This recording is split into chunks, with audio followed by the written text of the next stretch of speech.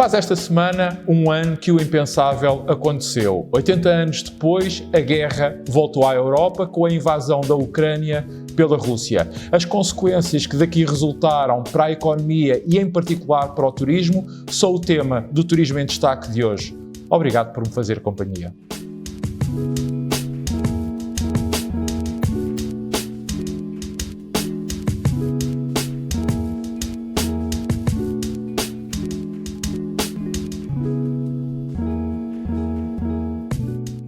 Esta é, de facto, uma triste data a assinalar, uma vez que quer dizer que um ano volveu sobre o impensável ter acontecido. E o impensável quer dizer que 80 anos depois a guerra voltou à Europa e, independentemente das razões que possam assistir as partes, o facto indesmentível é que temos um agressor, a Rússia, um agredido, a Ucrânia, e um total desrespeito pelo direito internacional, com consequências ainda por descortinar. E tudo isto passa-se no século XXI e, claro está, afetou e afeta a economia mundial. E se nunca há uma boa altura para uma guerra ou para um qualquer conflito, esta, por maioria de razão, veio de facto na pior das alturas, já que apanhou o mundo a emergir, a sair de uma pandemia em que em 2 anos praticamente esteve parado, onde a economia estava também a dar os primeiros passos para recuperar o seu ritmo e ainda acabou por colidir com as tendências inflacionistas que se vinham a fazer sentir desde o último trimestre de 2021, muito motivadas pela disrupção nas cadeias de abastecimento e logísticas, pela falta de algumas matérias-primas e produtos alimentares e por uma significativa e consistente subida dos custos energéticos, tudo isto motivado ou como consequência da pandemia. E, para além de claro está de tudo isto, o facto é que a guerra, ao ter aparecido, veio potenciar todas estas situações, levando a inflação a níveis que já não se viam há 40 anos em praticamente todo o mundo. E,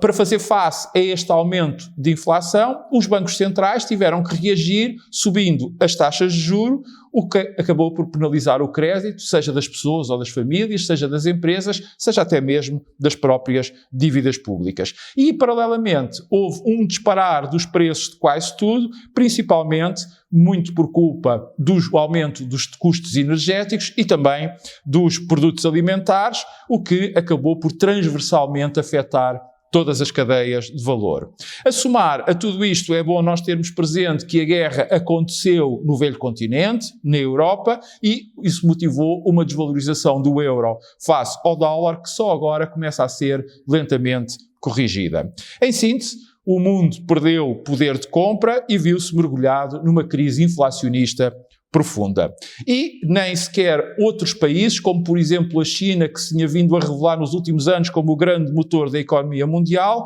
conseguiram de alguma forma atenuar esta situação, quer por um lado também não conseguirem ter lidado e controlado tão bem a pandemia quanto seria de esperar, quer também porque a par de outros gigantes asiáticos acabaram também por ser apanhados pelo turbilhão da inflação mundial. E mesmo no que respeita ao investimento, se é verdade que à medida que o tempo vai passando, o mesmo vai de alguma forma embalando, o não menos verdade é que a incerteza e a crise de confiança ainda fazem-se sentir de alguma forma e, portanto, de alguma forma também provocam um adiar de uma retoma mais efetiva. Por outro lado, também, à crise económica somou-se uma enorme crise social, com a Europa a ter que responder a milhões de deslocados ucranianos e também russos, diga-se em abono da verdade, para o que foi necessário alocar de emergência enormes recursos, nomeadamente financeiros. E, finalmente, também, neste ano, podemos constatar uma espécie de pré-falência das grandes instituições internacionais, dado que o conflito continua sem um fim à vista e está até a ficar assustadoramente mais musculado.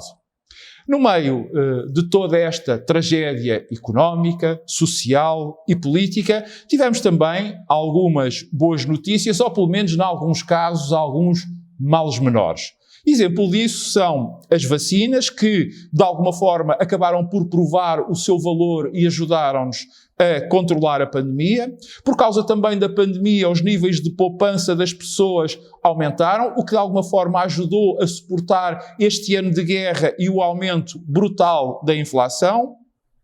A Europa acabou por não colapsar em razão da dependência do gás russo, estando até mais desafogada do que aquilo que muitos previam, e isso levou a uma estabilização não apenas do preço do gás, mas também da eletricidade e dos demais combustíveis. O maior controle da pandemia ajudou a uma progressiva retoma da normalidade, nomeadamente nos planos económico e social. Tivemos uma retoma efetiva do turismo, como aliás tinha aqui antecipado desde meados de 2021, que fez acelerar e muito e contribuiu e muito para a economia mundial. Apesar de tudo, o estoicismo da Ucrânia e fez com que o conflito não transbordasse das suas fronteiras geográficas iniciais, embora estejamos um pouco naquilo que se pode dizer como o fio da navalha, dado que a qualquer momento a situação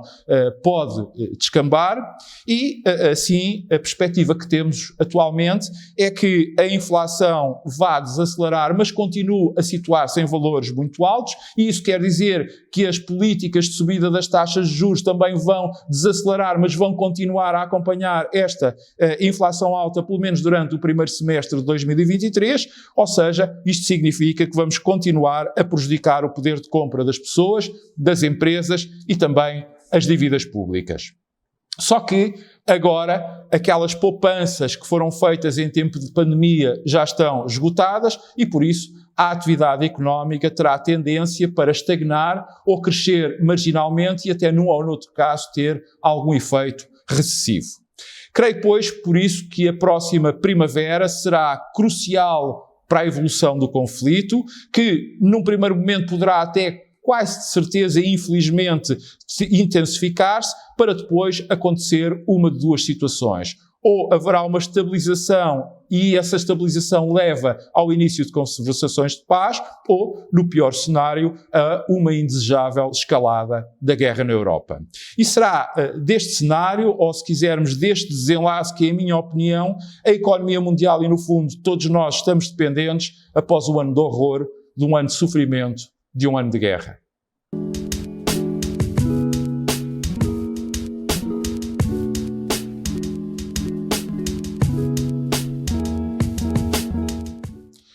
Sabermos quais os impactos deste terrível conflito no turismo, sobretudo no turismo europeu, eu devo desde já confesso que estou extremamente curioso por conhecer os dados da Organização Mundial do Turismo, isto para saber se, comparativamente a 2019, como é que a Europa, do ponto de vista turístico, que posição relativa é que, no fundo, ocupa. Nós não nos podemos esquecer que, historicamente, a Europa, o velho continente, sempre liderou a recepção de fluxos turísticos à escala internacional. E, em 2019, recebeu mesmo um pouco mais de 50% do total de chegadas internacionais. Ora, 2 anos depois de uma pandemia em que a atividade esteve em modo de pausa e de um 2022 que tivemos uma retoma grande, mas apesar de tudo condicionada ainda pela pandemia, que fez com que muitas viagens fossem para sítios mais próximos, ou se quisermos, mais continentais, e também porque tivemos a eclosão da guerra na Europa, que colocou muitos consumidores em sobressalto e que acabou por acentuar essa continentalização das viagens, ou seja, não foi só na Europa que isto se verificou, também na Ásia os asiáticos tenderam a ficar mais, na América os americanos tenderam a ficar mais, e portanto são tudo razões que levam a que tenhamos grande expectativa por sabermos e conhecermos os números turísticos de 2022. Mas a esta situação deve ainda acrescentar-se 2 outros aspectos. Um que eu, desde logo, aqui no Turismo em Destaque, no episódio 67, tive a oportunidade de alertar poucos dias após a eclosão da guerra na Ucrânia, é que os países mais próximos do conflito iriam ser sempre aqueles que, do ponto de vista turístico, seriam os mais penalizados, e aqueles que geograficamente ficassem mais distantes, como era o caso de Portugal, dele poderiam vir a beneficiar, o que acabou por acontecer. E o segundo aspecto que eu queria aqui focar é que o controle da pandemia levou também, e a situação desta guerra levou a uma desvalorização do euro e da libra face ao dólar, que tornaram a Europa muito mais apetecível, porque o destino ficou mais barato para muitos mercados longínquos, como o caso dos Estados Unidos, do Canadá e do Brasil, que quase, por assim dizer, em contracorrente, aproveitaram essa oportunidade. Estas são, portanto, as razões que, quanto a mim, nos devem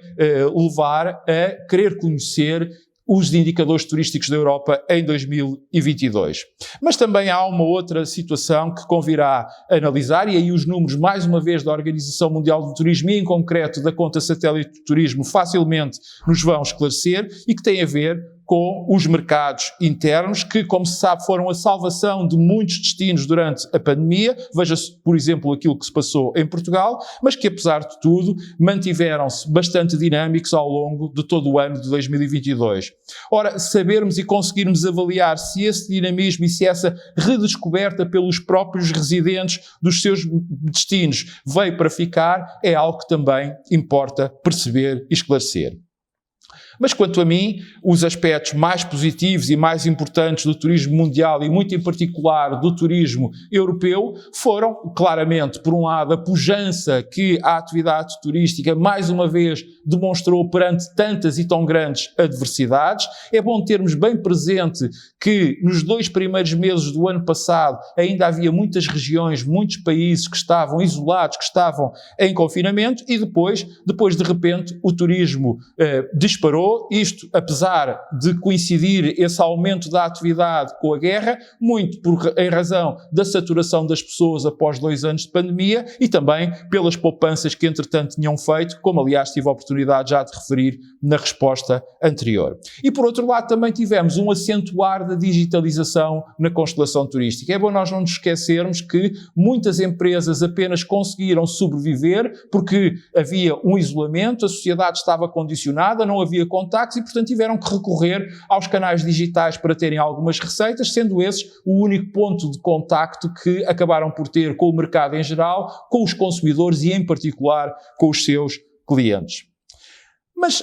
para além disto, o turismo também teve coisas menos boas por causa da guerra. E são disso exemplo a questão da falta de mão de obra, que não tem diretamente a ver com a guerra, tem mais diretamente a ver com a pandemia, mas que a guerra também acabou por influenciar, que, porque não se acautelou devida e atempadamente este aumento da atividade turística, que seja por parte dos destinos, seja por parte dos diferentes agentes turísticos, e onde aqui Portugal naturalmente se inclui, e quando se julgava que os deslocados do conflito, nomeadamente os ucranianos, iriam de alguma forma ajudar a atenuar esta carência, o facto é que tal não se verificou na dimensão esperada, seja porque muitos num primeiro momento saíram do seu país, depois voltaram e quiseram regressar ao mesmo, seja também porque encontraram situações